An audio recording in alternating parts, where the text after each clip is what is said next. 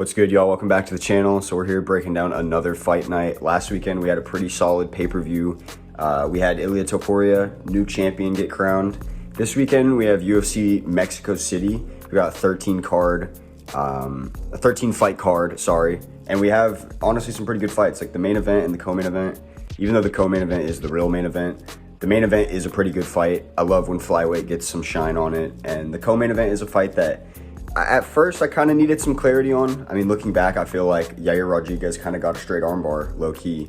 But overall, definitely wanted to see more from that fight and from these two. I feel like they're both dogs and we could see a war from them. So overall, just excited for this card. I'm glad that we're having some decent cards. Before we get to those kind of mid-fight nights that I've been talking about, and before we get ahead of myself, 9-3 on the last card. Main event prediction is correct. We're back to like kind of getting over 50-50 on these fights. Let's just keep this train rolling. Let's start off with the first fight of the night, Naimov taking on Erik Silva. This just feels like a mismatch. Naimov is doing pretty good for himself already in the UFC. He smoked two, honestly, really high level out of the rankings fighters over at featherweight and lightweight.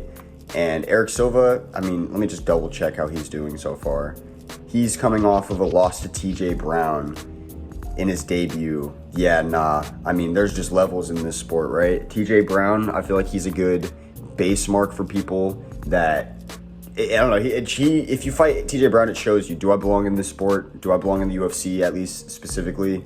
And no, they don't. So yeah, I'm gonna be picking against Erik Silva, I'm sorry. I feel like I'm so out of it for this one. I'm trying to fix something on my shit right now. All right, sorry, I just had to reset real quick because my topology is just tweaking out. But Victor Altimirano taking on Felipe dos Santos is the next fight up the card. I'm gonna be going with Felipe dos Santos. He looked really good against Manuel in his debut. Gosh, you know what, guys? I'm gonna wrap it through this card because I feel so out of it right now. I have not slept that much, if I'm being honest. I just want to get to this card, and it's gonna be starting here in like 30 minutes. So let's just rapid fire through this. I've got Felipe dos Santos at flyweight. I think he's just a lot better than Victor Altimirano. I think that's the case for a lot of these fighters on the card. Moving on, up the card, Luis Rodriguez taking on Dennis Bondar. Little bit nervous for this one, but Dennis didn't look that good in his last fight, and Luis Rodriguez is a Mexican fighting in Mexico. Sometimes you just need to pick an underdog and go for it. What the fuck? Okay, never mind. I guess they have him as a favorite now. I'm still picking Luis Rodriguez. Why do they have him as a favorite? That doesn't even make sense. I'm picking Luis Rodriguez. He hasn't shown himself enough, but I'm going to just trust him to come in here. He's a bantamweight. He's a bigger guy. Dropped down to 125. 15-2. His record does seem a little bit padded. Whatever. We're going to roll with it. Moving on up the card, Claudio Puelles taking on Ziam. Is Ziam on a win streak? Or does he have a win? He's on a win streak against Mikkel Figlak and Jai Herbert. You know what? We're siding with Ziam. Claudio Puelles' last fight was against Dan Hooker. We got body kicked and folded, and it just wasn't a good showing. If Ziam is even a little bit decent at timing his jab and just trying to work stuff on the feet, Claudio might just feel like he's completely out of his wheelhouse and fold again. I don't like watching a fighter fold like that. It just shows me that you're never going to be past a certain level. Unless you're Charles Oliveira, but he different. So I'm going with Ziam. Let's go by a boring decision. Moving on up the card, Edgar Chairez taking on Daniel Lacerda, flyweight bout. We've already seen this bout before. It just ended weird. I'm gonna go with Edgar Chairez. There's a reason he's minus 400. Like, he was dominantly winning that fight and probably should have got the win. So let's go with Edgar Chairez. Daniel Lacerda just doesn't look that great at flyweight to begin with. Moving on up the card, Jesus Aguilar taking on Mateus Mendoza. Oh no. On paper, I got Mateus. I really do. But after that Nate Maness loss that he came off of recently, man, it's hard to want to pick him again. Jesus Aguilar coming off a win over Shannon Ross. Before that, he lost to Tetsuya Taira, and then he was just on a clean win streak, except for his first fight that he lost. You know what, man? We're just going to side with Jesus Aguilar. I kind of want to pick Mateus Mendoza. Sorry, I don't know how to pronounce that. But he just didn't look that good in his last one. And these guys have similar record, 9-2 versus 10-2 at flyweight. Again, in Mexico, I'm just going to trust the Mexican fighters. A lot of them. Except for this one. Moving on up the card, Cristian Quinones taking on Raoni Barcelos. I'm taking the Brazilian boy. I'm going with Raoni. You know, he has been coming off of a weird skid lately, losing to people like Kyler Phillips, Umar Nurmagomedov. lost to Victor Henry, who I'm actually pretty high on, but he's still one of the best strikers I've seen in a minute, especially at a lighter weight class. He's just one of the best put together fighters I've seen in a minute. If he could get his gas tank down and maybe just have a little bit more fight IQ, things would be great for him. Cristian Quinones is coming off of that loss to Kyung Ho Kang. Absolutely crazy to me. And then before that, he won against Khalid Taha. Yeah, just different levels of competition. I could see Cristian Quinones getting this one done, but I'm going to side with Raoni Barcelos. I think he's just too crisp.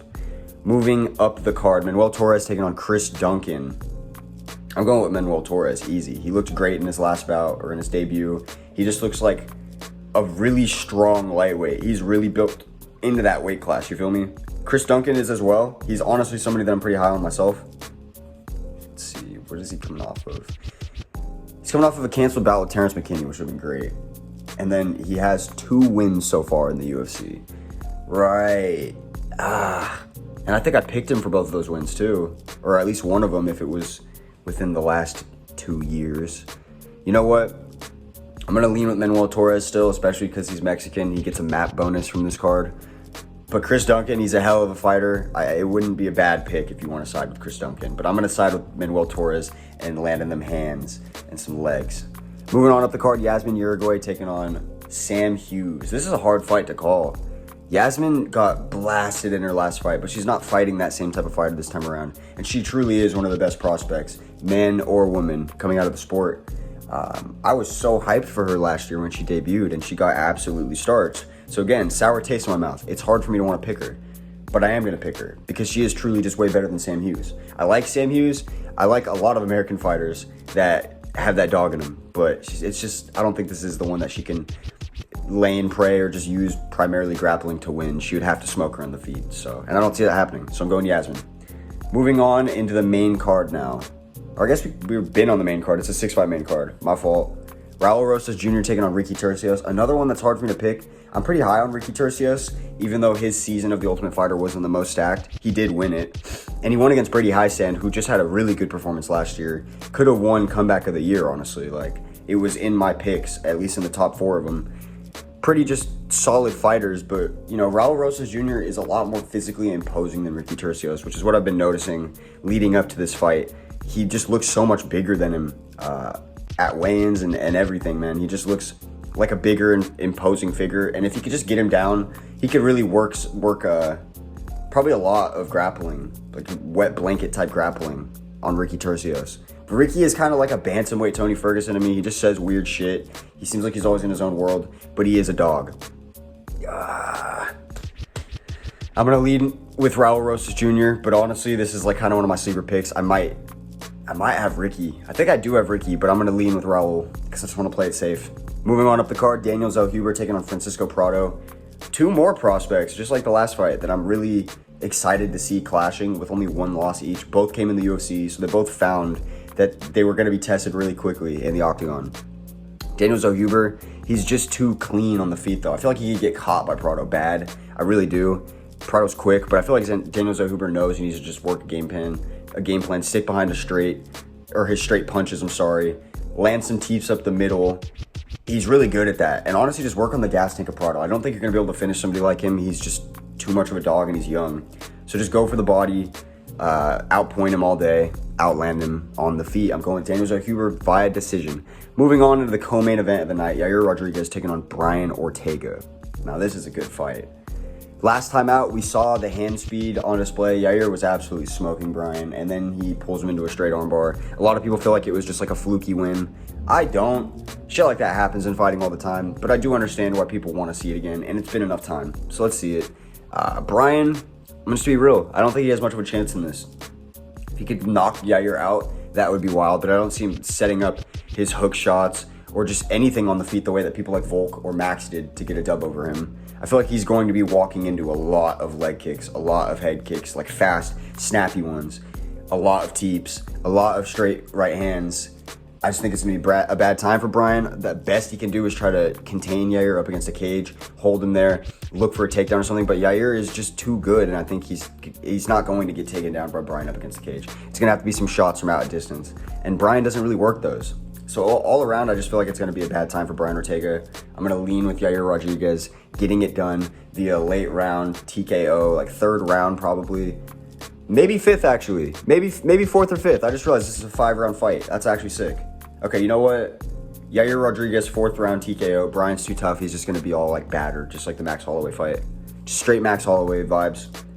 Main event time now. Brandon Moreno taking on Brandon Royval. Another rematch, just like the last. Priorly, I'm losing my mind. I can't.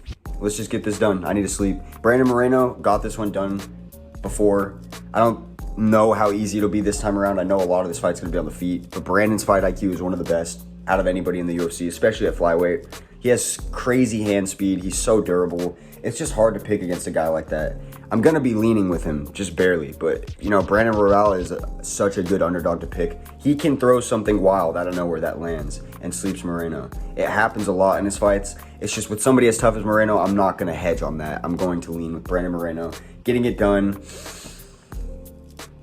by decision, I guess. Brandon Royval's tough. I could see him getting caught in some weird stuff, but I don't know. At this point in their careers, I think they're just going to go to war. So let's hope for a great fight. Let's hope for a great night of fights in general. That's going to be all for me. Like I said, I needed to go through this one quick. I need to edit this, get this out, because this is kind of late in the day. Like, the card's going to start here in about 30 minutes. So I love y'all. I will catch y'all. Let me know who you got down below, who you think is going to win. And yeah, peace.